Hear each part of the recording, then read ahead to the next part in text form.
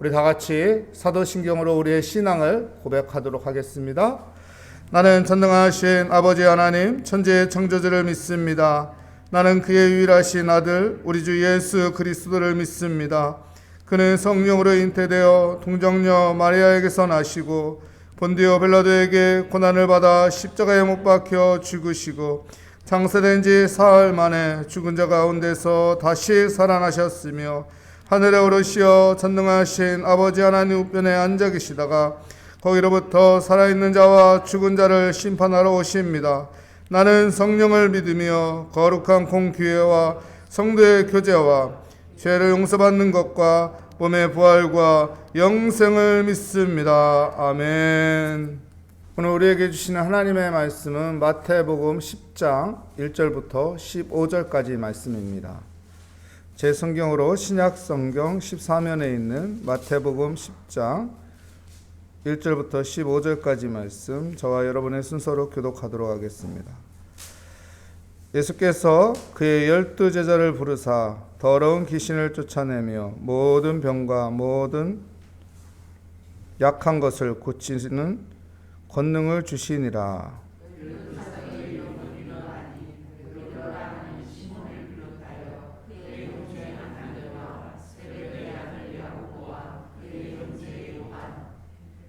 빌립과 바돌로메, 도마와 세리마테, 알페오의 아들 야고보와 다데오.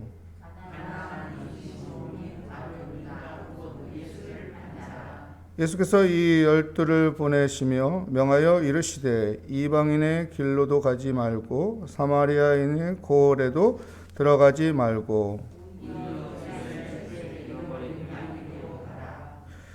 가면서 전파하여 말하되 천국이 가까이 왔다 하고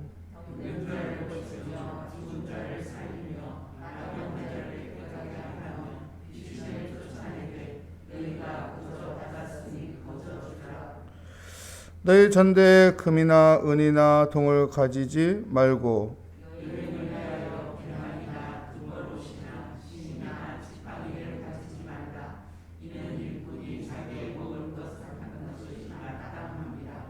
어떤 성이나 마을에 들어가든지 그 중에 합당한 자를 찾아내어 너희가 떠나기까지 거기서 머물라. 그 집에 이어 합당하면 너희 비인 평안이 거기 임할 것이요 만일 합당하지 아니하면 그 평안이 너희에게 돌아올 것이니라.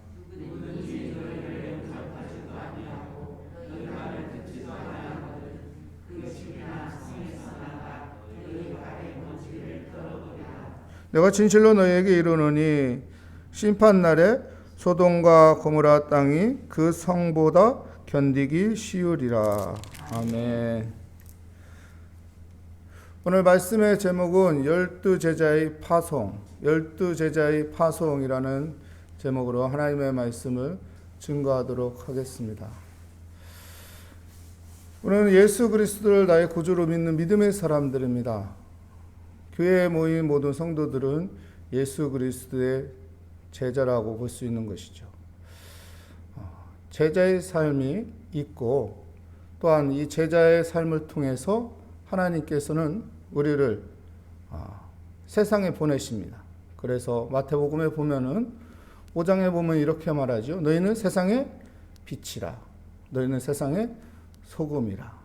우리가 세상의 소금이 되고 빛이 되는 삶을 살아가는 제자가 되기 위해 우리는 교회에서 또한 제자 훈련, 제자 배움이라는 것을 갖게 되는 것입니다. 오늘 성경 말씀에 보면은 1절 말씀에 보면 예수께서 그의 12제자를 부르사, 우리가 12제자를 잘 알고 있습니다. 그죠? 근데 2절에 보면 또 이렇게 표현합니다. 12사도의 이름을 이러하니. 1절에서는 12제자라고 표현했는데 2절에 가서는 12사도의 이름을 거론한다 이렇게 말합니다. 처음에는 왜 제자라고 표현했다가 2절에 가서 왜 사도라고 표현하는 것일까요? 여러분 제자와 사도의 차이가 무엇일까요? 제자는 배우는 자입니다. 제자는 훈련받는 자예요. 그죠? 왜 배움을 갖고 왜 훈련을 하죠? 그것을 사용하기 위해서. 어디에서? 현장에서. 우리가 교회에 모여서 훈련하고 배움을 갖습니다. 왜 그럴까요? 교회에서 훈련하고 배워서 세상에 나가는 거예요. 세상에 나갈 때는 사도라고 하는 것이죠. 사도는 사명을 가지고 사는 사람이에요. 사명. 하나님이 주신 그 사명을 가지고 살아가는 사람이 사도인 것이죠. 그래서 1절에는 제자로 부른 거고 2절에는 이제 너희를 사도로 사명을 줘서 파송하노라 그러는 것이죠. 여러분 우리에게 이런 마음을 가지고 살아야 합니다. 어떤 마음을 가지고 살아야 하나요? 사명감을 가지고 살아야 돼요. 나는 하나님께서 부르신 자로서 나는 세상에 하나님께서 나를 파송했다. 그래서 내가 마태복음 5장에서 있는 말씀처럼 세상에 소금이 되고 세상에 빛이 되야 한다. 그냥 교회에만 가둬져 있으면 안 돼요. 교회에만 머물러 있는 사람이 되면 안 됩니다. 그러면은 제자로만 존재하는 것이죠. 사도로서 사명을 가지고 세상에 나가서 빛이 되고 세상에 나가서 소금의 맛을 갖는 삶을 살아야 하는 것입니다. 두 번째, 우린 또 어떻게 살아야 할까요? 여러분, 7절, 8절 말씀에 보면은 가면서 전파하여 말하되 세상에 나가서 어떻게 하라는 거요? 천국이 가까이 왔다 하고, 천국이 가까이 왔다고 복음을 전하는 사람이 되라는 것입니다. 예수 그리스도의 증인이 되라는 말씀이죠. 그리고 8절 말씀에 또 뭐라고 말합니까? 병든 자를 고치며 죽은 자를 살리며 나병한 자를 깨끗하게 하며 귀신을 쫓아내되 너희가 거저 받았으니 거저 주라.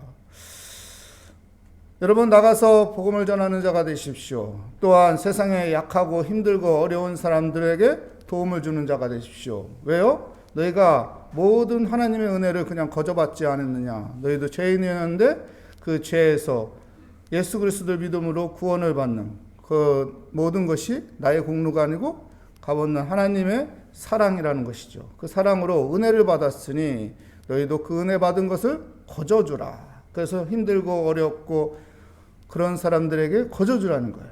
그래서 복음을 전하는 것도 여러분 어떤 대가를 바라고 하는 게 아니고 거저 주는 사람이 되고 세상에 약하고 힘든 어려운 상황에 있는 사람들에게 또한 거저 주는 그런 믿음의 삶이 되라는 것입니다. 근데요, 우리가 이것을 들었을 때, 병든 자를 고친다, 죽은 자를 살린다, 나병한 자를 깨끗하게 한다, 귀신을 쫓게 한다. 야, 이건 내가 감당할 수 있는 일이 아닌데요. 이렇게 생각할 수 있죠. 그죠? 근데요, 제자가 되었을 때 주님께서 어떻게 말했나요? 우리 1절 말씀 다시 돌아가면요. 예수께서 그의 12제자를 부르사 더러운 귀신을 쫓아내며 모든 병과 모든 약한 것을 고치는 권능을 주시니라. 제자가 되었을 때 주님께서 벌써 어떻게 되는 거예요? 그 권능을 내가 너에게 준다. 그러니까 나의 힘으로 하는 것이 아니라 주님이 주시는 권능으로 나가는 거예요. 내 스펙으로는 안 되는데요. 내 실력으로는 안 되는데요. 내 조건으로는 안 되는데요. 그걸 보지 말고 우리가 보아야 할 것은 무엇입니까? 주님의 권능이에요. 주님께서 그 권능을 내게 주셨으니 나는 이것을 감당할 수 있습니다. 이 믿음을 가지고 살으라는 것입니다. 여러분 사도행전 4장에 보면은 그 말씀이 있죠. 무슨 말씀이죠? 사도행전에 보면은 베드로와 요한이 3장인가요? 3장인가 4장에 보면은 베드로와 요한이 어떡합니까? 안진뱅이를 보게 돼요. 그 안진뱅이가 구걸을 하지요. 구걸을 줘요. 그때 베드로와 요한이 어떡합니까? 베드로가 내게 은과 근은 없거냐 내게 있는 거 예수의 이름으로 일어나 걸으라 하니까 와 치유가 됩니다. 기뻐 뛰지요. 베드로에게 능력이 있어서 그게 가능한 거예요? 베드로 스스로가 그런 탁월한 능력을 가진 사람이에요? 초월적인 능력을 가진 사람이에요? 아니에요. 주님께서 그에게 능력을 주신 것이죠. 그러니까 우리가 어떤 믿음을 가지고 살아야 하냐면은 나는 할 수 없지만은 내 힘으로는 할 수 없지만 주님께서 능력 주시니까 할 수 있습니다. 주님께서 능력 주시니까 할 수 있습니다. 그러니까 주님을 믿는 믿음을 가지고 행하라는 거예요. 주님을 믿는 그 믿음을 가지고 우리가 행할 때 그 일은 누가 하시는 거예요? 하나님이 하시는 거예요. 그래서 우리가 이 믿음을 가지고 살아야 하는 거예요. 나에게는 이 능력이 없습니다. 이렇게 포기하는 것이 아니라, 좌절하는 것이 아니라 믿음을 가지고 나아갈 때 주님께서 행하시는 것입니다. 첫 번째, 우리가 사도로서 파송될 때 우리가 가져야 할 마음은 어떤 마음입니까? 사명이라는 거예요. 나는 세상의 소금이 되어야 한다.